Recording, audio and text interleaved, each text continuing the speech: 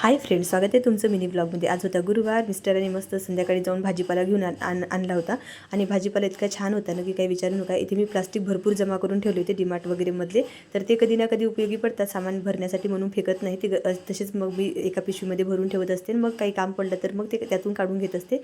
भाजीपाल्यामध्ये कांदे आणि लसूण मस्त इथे स्टँडमध्ये ठेवून दिले आणि बाकीचा भाजीपाला जो आहे तो धुवून घेतला। पाऊसच होता त्याच्यामुळे भाजीपाला ओला वगैरे होऊन होता, तर म्हटलं चला आता सगळा भाजीपाला धुवून घ्यावा आणि सुकवून घ्यावा म्हणून इथे एका कपड्यावरती धुतलेला भाजीपाला ठेवून दिला।